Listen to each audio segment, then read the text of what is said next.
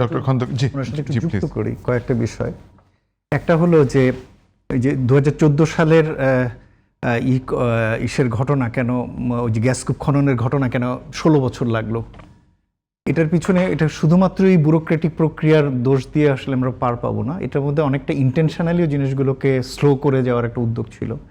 যেমন 3D seismic সার্ভের জন্য 2017 সালে একটি কোম্পানিকে, নরওয়েজিয়ান কোম্পানিকে দায়িত্ব দেওয়া হয়েছিল, এবং যার ফলে যদি দেশে কি পরিমাণ গ্যাসের রিজার্ভ আছে তার একটা আনুভূমিক একটা ভূপ্রক্ষেপণ দিতে পারে সেই ধরনের জিনিস, হঠাৎ করে অদৃশ্য কারণে এটাকে বন্ধ করে দেওয়া হলো। করিয়ে দিয়ে সেই সময় এলএনজি আমদানির রাস্তা করা হলো। এগুলো তো আসলে সচেতনভাবেই চেষ্টা হয়েছে, দেশীয় গ্যাস আপনি করবেন না, আপনি আনবেন। বাপেক্স গ্যাস কূপ খনন করে গ্যাস পেল, সেই গ্যাস বাপেক্সকে না দিয়ে ওই উৎপাদন করা গ্যাসের ওই কূপগুলোকেই আপনি ইকে দিলেন, রাশিয়ান গ্যাসপ্রম রাশিয়াকে দিলেন। আবার রাশিয়া আবার গ্যাসপ্রম আবার ইকে বাপেক্সকে সাবকন্ট্রাক্ট দিল আবার ওটা।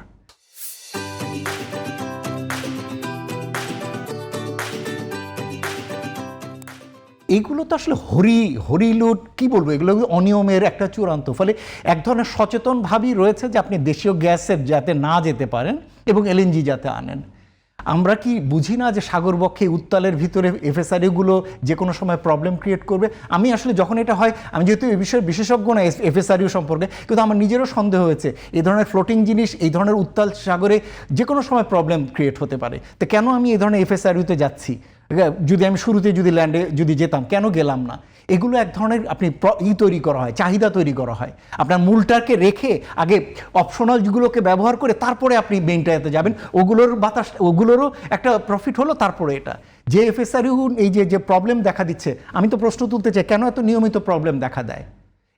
এটার বয়স কত হয়েছে? আমাদের এখানে 2017 থেকে এটার কাজ শুরু করেছে, 2026, 9 বছর। এটার বয়স তো 22 বছর হওয়ার কথা, এটা তো এখন আর্লি ফেজে থাকার কথা। কেন এটা নিয়মিত প্রবলেম দেখা দেয়? আমার সিরিয়াস কনসার্ন আছে এটার কোয়ালিটি নিয়ে। এবং এই এফএসআরইউটা তো বলা হয় 2003 সাল থেকে এটা অপারেশনে ছিল অন্যান্য বিভিন্ন জায়গায়, তারপরে এখানে এটা আনা হয়েছে। কেন আমরা এই ধরনের সেকেন্ড হ্যান্ড জিনিস এখানে আনতেছি যেটার অলরেডি বয়স অন্য জায়গায় হয়ে গেছে?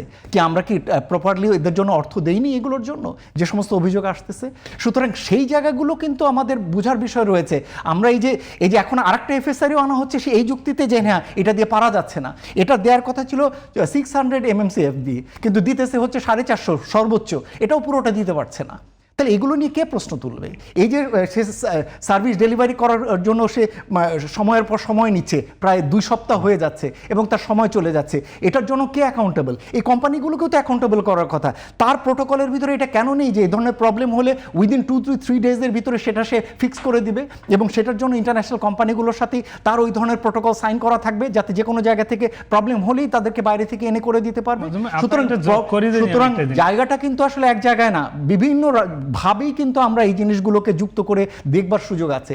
এবং আমরা বলছি যে এখন কুইক দরকার, কিন্তু আমার তো 10 বছর চলে গেছে, আমি গ্যাসে যাচ্ছিই না, এবং তারও আগের 10 বছর আমি এখানে বড় কোনো গ্যাস কূপ খননে আমি যাইনি। কেন যাইনি? সুতরাং এই জায়গাগুলো এখন বলছি আমার কুইকলি আমাকে ল্যান্ড বেজে যেতে হবে, কুইকলি আমাকে এলএনজিতে যেতে হবে। সবসময় কিন্তু আপনি এই প্রবলেমটা মনে হবে যে সবসময় একটা চেষ্টা রয়েছে যে কুইক কোনো একটা কিছু অজুহাত হিসেবেই যাতে এলএনজি আনা হয়।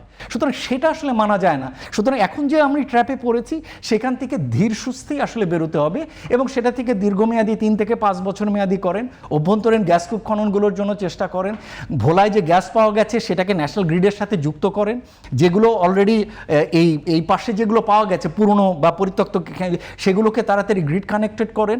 যেটা রয়েছে বঙ্গোপসাগরে যেগুলোর জন্য যে এখন অফশোর বিডিংয়ের জন্য আছে, নভেম্বরে এটার বিডিং শেষ হবে, এটা তাড়াতাড়ি এগুলোকে কুইকলি এগুলোকে কন্ট্রাক্ট আউট করেন, এবং তার মাধ্যমে আপনি 5-7 বছরের ভিতরে এখান থেকে সমাধানের চেষ্টা করেন। আবারও অনুরোধ করব যে কুইক যাতে কোনো ফিক্সেশনে না যায়।